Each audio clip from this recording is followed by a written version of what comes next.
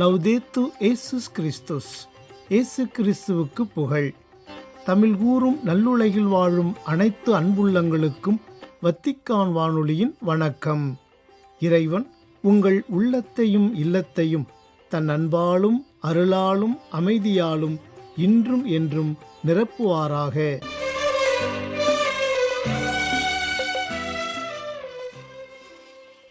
அன்பு நேயர்களே, வத்திக்கான் வானொலி இன்று உங்களுக்கு வழங்கவிருப்பவை தடம் தந்த தகைமை மற்றும் இவ்வார புனிதர்கள்.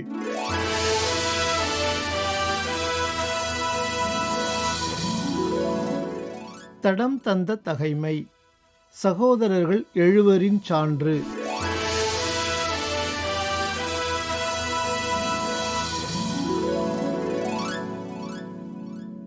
அந்நாட்களில் சகோதரர் 7 3 இறந்தபின் 4 அவர்கள் அவ்வண்ணமே துன்புறுத்தி கொடுமைப்படுத்தினார்கள்.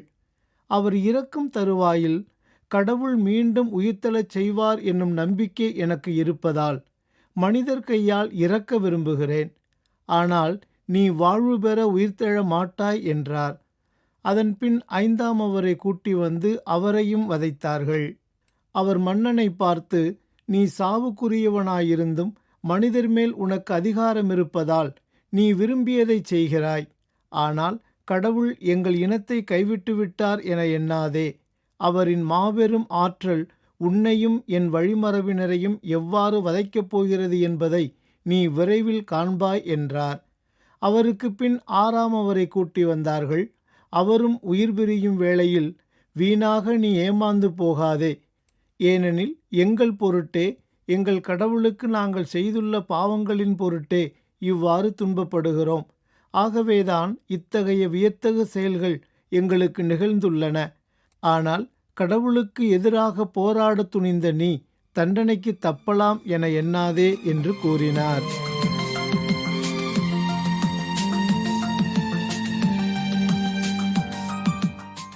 வாழ்வை மாற்றுவோம். இவ்வார புனிதர்கள்.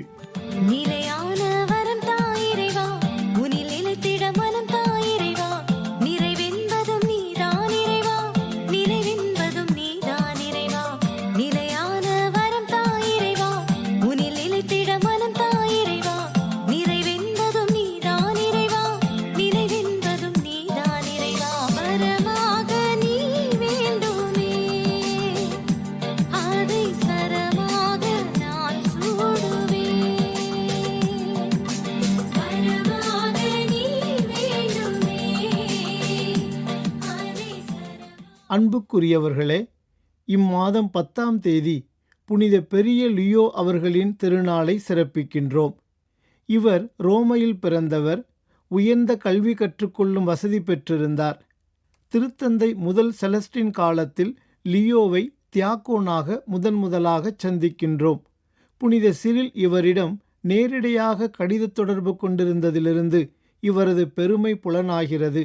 காசியன் என்பவர் நெஸ்டோரியஸின் தப்பறையை கண்டித்து எழுதிய நூலை லியோவுக்கு அர்ப்பணம் செய்தார்.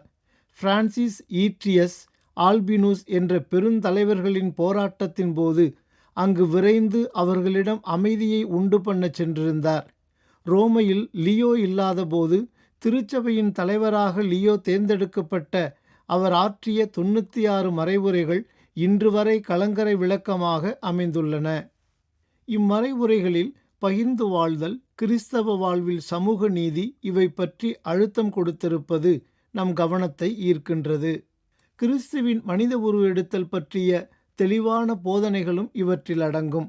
கீழை திருச்சபையில் இவர் காலத்தில் இருந்த சீர்கேடுகள் இவருக்கு அறைகூவலாக அமைந்தன. அடுத்த அறைகூவலாக திருத்தந்தை லியோவுக்கு அமைந்தது அற்றிலாவின் தலைமையில் ஹானர்கள் ரோமை நகரை நோக்கி படையெடுத்தது. அதை ஒருவிதமாக சமாளித்ததற்கு பிறகு 3 ஆண்டுகள் கழித்து ஜென்செரிக் ரோமையை சூறையாடி ஏராளமான விலையேற்ற பெற்ற பொருள்களை கொள்ளையடித்து கொண்டு போய்விட்டான். இறைவனின் ஆற்றலும் துணையும் கொண்டு அதையும் சமாளித்தார் திருத்தந்தை. திரு அவையை வழிநடத்திய 21 ஆண்டு காலத்தில் அனைவருடைய நன்மதிப்பையும் திருத்தந்தை லியோ அவர்கள் பெற்றிருந்தார். வியர்வை பூக்களை உடலில் பதித்திட மனத்தால்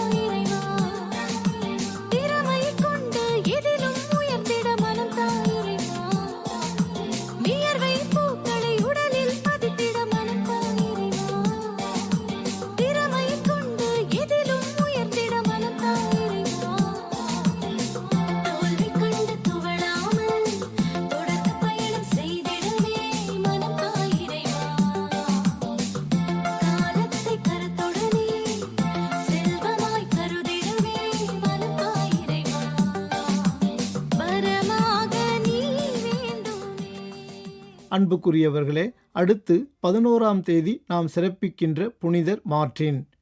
இவர் பன்னோனியா நாட்டில் சபேரியா நகரில் பிறந்தவர். இவரின் பெற்றோர்கள் கிறிஸ்துவை அறியாதவர்கள். தந்தை படை அலுவலர் பணியின் பொருட்டு இத்தாலியில் பாவியா நகருக்கு குடும்பத்தினருடன் செல்ல வேண்டியதாயிற்று. 15 வயதில் மார்ட்டின் கட்டாயமாக படையில் சேர்க்கப்பட்டார். இன்னும் கிறிஸ்துவின் ஒளி பெறவில்லை. இருந்தாலும் ஒரு கிறிஸ்தவ துறவி போல் வாழ்ந்து வந்தார். ஏமியன்ஸ் நகரில் இவர் வாழ்ந்த ஒரு நாள் கடுங்குளிர்காலத்தில் நகரின் நுழைவாயிலில் குளிரினால் நடுங்கி அரை நிர்வாணமாக பிச்சை எடுத்து கொண்டிருந்த ஏழை ஒருவரை சந்தித்தார். தமது போர்வையை 2ஆக கிழித்து ஒரு பகுதியை அந்த ஏழையின் மீது போர்த்தினார். மறுபாதியை தமக்கு வைத்து கொண்டார். அதே நாள் இரவு இயேசு மார்ட்டினுக்கு தோன்றினார்.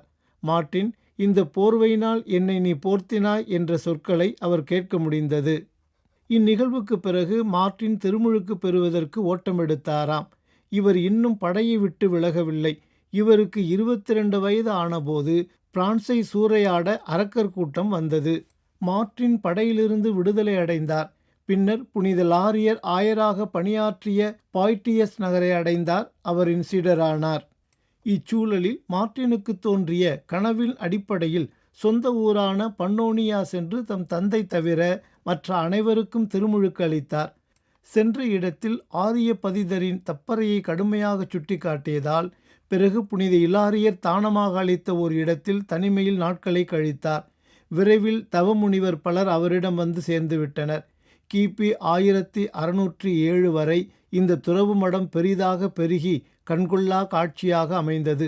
10 ஆண்டுகள் மார்ட்டின் இங்கு வாழ்ந்து உடன் துறவிகளுக்கு ஆன்மீக வழிகாட்டியாக அமைந்ததோடு அருகிலிருந்த இடங்களுக்கு சென்று மறைபரப்பு பணியில் முழுவீச்சில் ஈடுபட்டார். நலமனதை செய்திடுவாய், நாட்டினிலே குடியிருப்பாய், நண்பத்தகுந்தவராய் வாழ்ந்திடுவாய். ஆண்டவர் நேர்மையை விரும்புகின்றார், தம் அன்பரை அவர் கைவிடுவதில்லை, தம் அன்பரை அவர் கைவிடுவதில்லை. நேர்மையுள்ளோருக்கு மீட்பு ஆண்டவரே அருள்கின்றார். நேர்மையுள்ளோருக்கு மீட்பு ஆண்டவரே அருள்கின்றார். பிரியமானவர்களே, அடுத்து 12ஆம் தேதி புனித ஜோசபாத் அவர்களின் திருநாளை சிறப்பிக்கின்றோம். இயேசு கிறிஸ்துவே, இறைமகனே, இந்த ஏழை பாவி மேல் இரக்கம் வையும் என்று இடைவிடாமல் ஜெபித்தவர் இவர். நம்மை விட்டு அகன்று இருப்போருக்காக அடிக்கடி ஜெபிக்க வேண்டும் என்றும் கூறியவர். ஆன்மாக்களின் மீது தாகம் கொண்டு மருத்துவமனை, சிறைச்சாலை, வயல்வெளிகளுக்கும் சென்று ஒப்புரவு கேட்டார். பிரிவினை சபையினரால் ஆன்மாக்களை திருடுகிறவர் என்று அழைக்கப்பட்டவரே புனித ஜோசபாத். இவர் 1580ஆம் ஆண்டு லித்துவேனில் பிறந்தார். பெற்றோரின் வழிகாட்டுதலால் இறைபக்தியில் சிறந்து விளங்கினார். ஜபங்களை மனப்பாடம் செய்து இடைவிடாமல் ஜெபித்து இறையருள் பெற்றார். வில்னாவில் வாழ்ந்த பாப்போவிக் என்பவரிடம் வியாபார நுணுக்கங்களை கற்றுக்கொண்டார். ஓய்வு நேரங்களில் அருகிலுள்ள ஆலயத்திற்கு சென்று ஜெபித்தார். தாய் திருச்சபையிலிருந்து பிரிந்து சென்ற மக்கள் திருச்சபையில் இணைய அரும்பாடுபட்டார். தனது 24வது வயதில் துறவு மேற்கொண்டார். மாமிச உணவுகளை தவிர்த்தார். நோன்பிருந்து தவம் செய்து மன்றாடினார். வெறும் தரையில் படுத்து உறங்கினார்.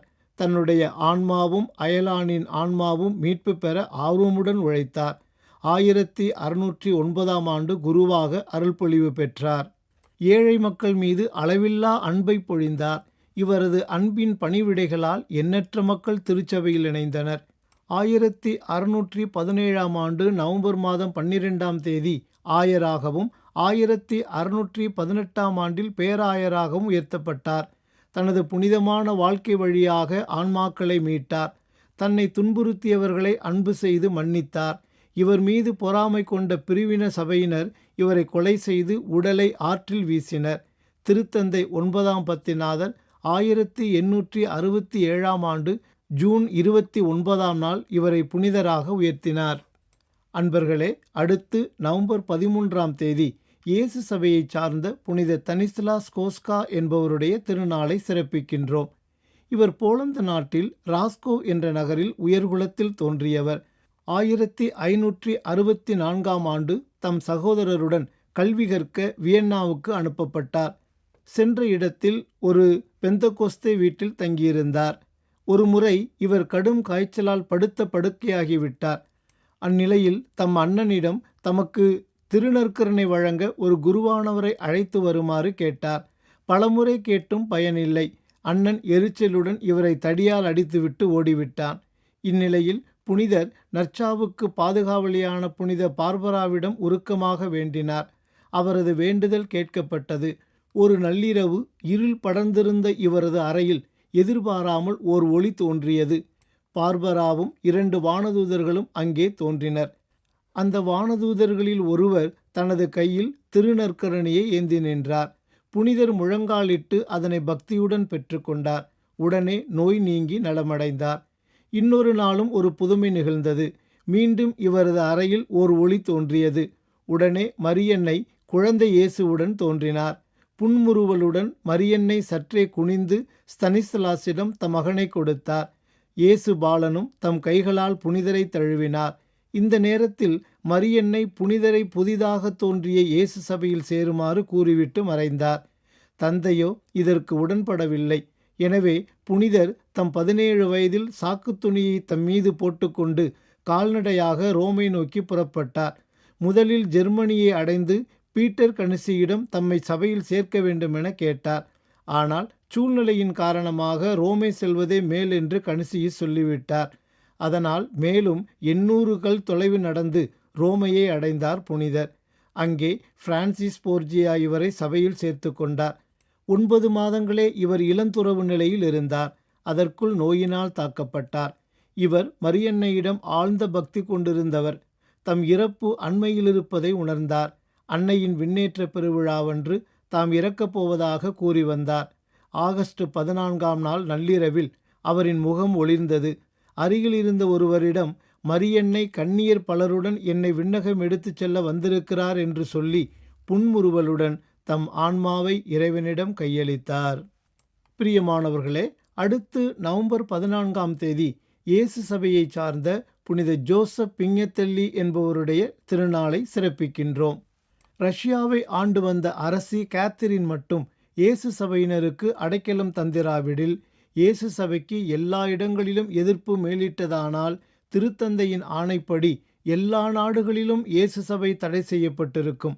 அப்படி ஒரு நிலை ஏற்படாதபடி அன்று இயேசு சபைக்கென்று ஒரு மிகப்பெரிய தேவ பராமரிப்பு இருந்தமையால் தடை செய்யப்பட்ட இயேசு சபைக்கு மீட்பு கிடைத்தது. ஒடுக்கப்பட்ட இயேசு சபைக்கு விடுதலை கிடைத்தது. திருத்தந்தை கையெழுத்திட்ட பிறகு இயேசு சபையின் பெயரால் எந்த நாட்டிலும் துறவிகள் இருந்திருக்க முடியாது.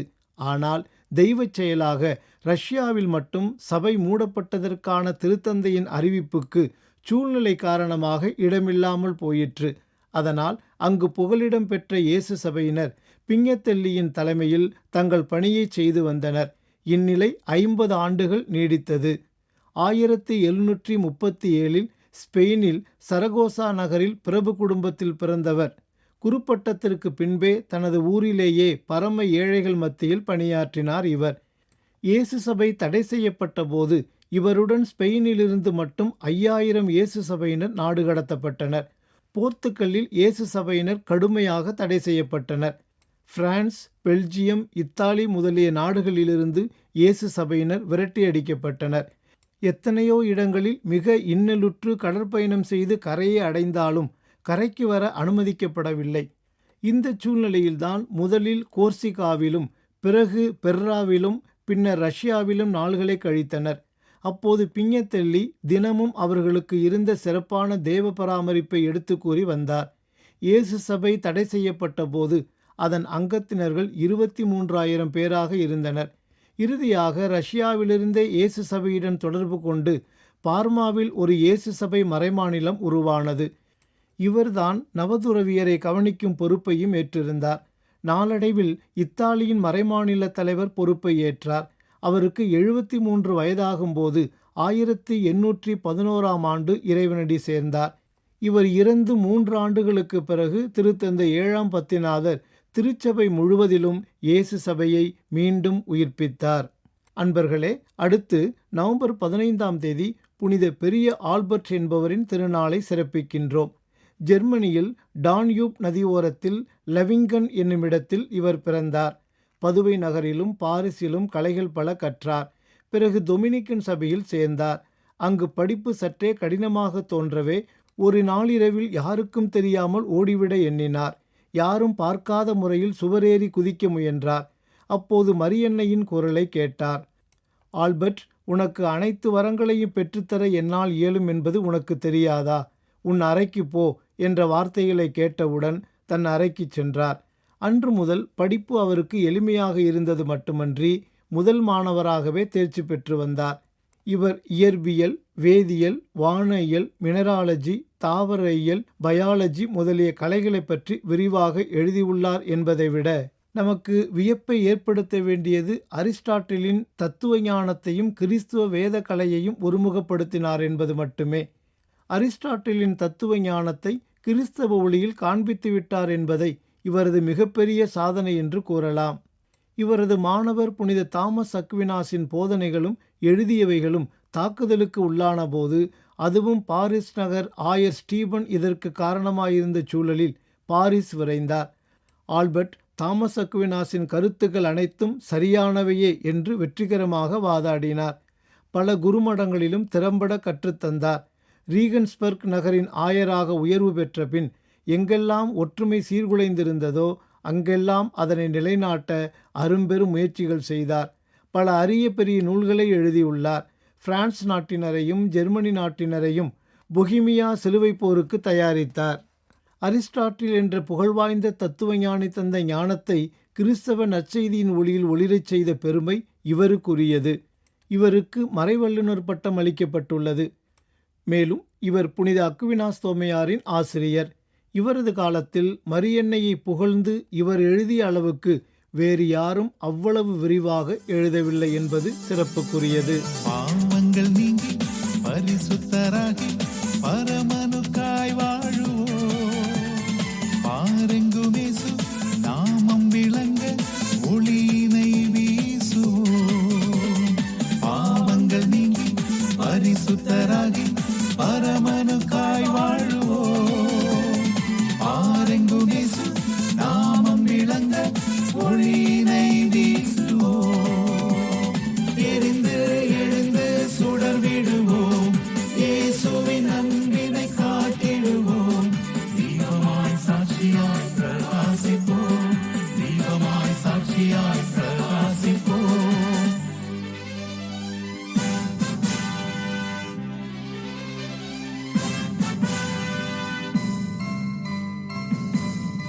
அன்பு நேயர்களே, இதுவரை நீங்கள் கேட்டு மகிழ்ந்தவை வத்திக்கான் வானொலி வழங்கிய வாழ்வை மாற்றுவோம் இவ்வார புனித நிகழ்வு.